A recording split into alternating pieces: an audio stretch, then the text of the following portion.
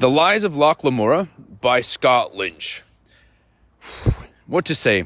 I really enjoyed this book. I think that's pretty. If you're doing a book review about a book, you probably enjoyed it, I think. But yeah, for me, it was. I think it's just a really amazing story, where you follow this guy. You follow Locke Lamora, and he grows up in the city of Camor, which is like Venice, a city that's built off of canals in the middle of the ocean, right? Basically, their entire society is based on ocean life. And he's growing up in this city, and he's trying to make his way. He's basically an orphan. He gets picked up by this priest who teaches him the way of basically becoming a con artist.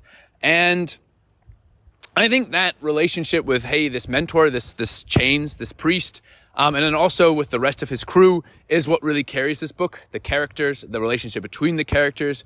It spawns this bromance or this brotherly relationship between him and especially one of the other members, John Tannum. I think this bond between them, they're like completely different people, and yet they have this beautiful relationship where they really support each other. And I think that's what carries this book more than anything else. I think the plot's great.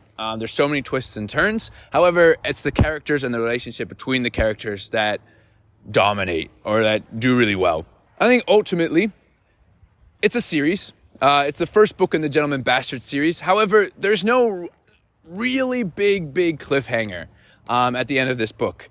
It sort of ends, and of course you could be like, I want to learn more. I want to know what happens next in their lives. But there's no something terrible. It's like you can't wait, you can't stop, you can't eat, sleep, or drink until you understand what's happening next in the story. It really just finishes, and I think that's why it's a worthwhile read just on its own. You don't need to read the rest of the series that's out so far, or the books that are going to be coming out by Scott Lynch. It could just be the one read, and so that's why if you're interested in getting to know a con artist's group, how they grow up, in this magical place where they're just regular people, they're just thieves, and how they, bond as brothers, as a crew, and how they just pull off incredible heists, then this is a book for you.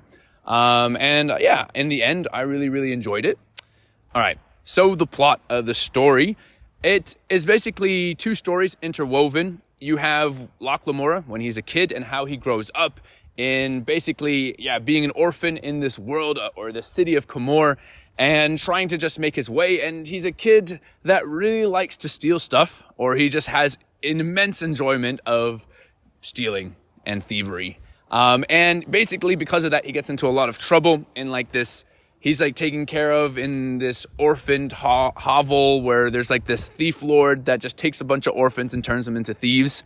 But eventually he gets picked up by this priest of the 13th god, this religious system, who takes care of him, this man called Chains, who's his mentor, who basically teaches him how to become a gentleman, to the point where he can pull off incredible heists on all scales or all levels of society. And so you're learning about this, how he grows up, how he becomes a gentleman bastard. But then the story continues or takes place when he is battling against a mysterious Grey King, or someone that's taking over this criminal underworld, and how it's impacting him and how he's trying to deal with this as he's trying to pull off this incredible heist with his team, with these gentleman bastards, with his crew that he has. And I think how well it's interwoven, the twists and turns of the plot, how it goes from one place to another, how something in his past explains why he deals with it in a certain way during the present, I think goes really well hand in hand. And just understanding the story, you don't really know what's going on. You're trying to keep up, but it's so fast-paced, and I think that's really enjoyable, right? There's so many things going on. There's so many levels it takes you on this wild, emotional roller coaster where there's ups and there's downs, and half the time you don't even know what's going on, but you're enjoying it all the while. So I think the plot is really strong, so that's why I give it an 8.7, where it's a really solid story, and you can really enjoy it and can get along with it. So, the world of this story, it's definitely fascinating. They don't go so much into detail. There's definitely, you're interested in understanding maybe how this society or how this city operates in the criminal underworld through relating to the the higher classes of the lower classes and how they relate and everything that goes around there. But ultimately, there's so much, you don't actually learn so much about the world. It really just all takes place in Camor, which is a Venetian city or Venetian style city with canals, word, canals, where, yeah, a lot of their everyday life takes place with the ocean, and most of them are like, fishermen, or they always go from one place to another on these boats. And that's basically it. The whole story takes place in this city of Camor. And it's a really fascinating city, and it's interesting, but there's not that much mystical about it. You hear about all these mystical places, or, they went there as youths, but you don't actually go there in the stories. When you read the other books, you learn a lot more about the world, and then I think it goes a lot better. Or not goes a lot better, but it describes the world a lot smoother, and you get to understand about it more. And it's actually really fascinating. But for this book, there's not that much description. And so I think overall for this, if you're trying to learn about the world, it's maybe an 8.2 overall out of 10. It's not exactly the most descriptive about the world. The most you learn is actually about the 13 gods, or about the religion of this society. And that's fascinating. How there's these factions of gods, and how people pledge their lives to these different factions, and they all mean different things, and the priests teach in a different way or have different roles inside of the society, and their disciples or their acolytes also have different roles in the society because of which god they pledge to. So it's interesting. And so overall, the world of this first book is probably an 8.2. So the biggest thing that drives this book is the relationship between the gentlemen bastards, or the relationship especially between Locke and John. These two orphans that came together under the priest, under chains, and how he mentored them and brought them closer together to really respect each other.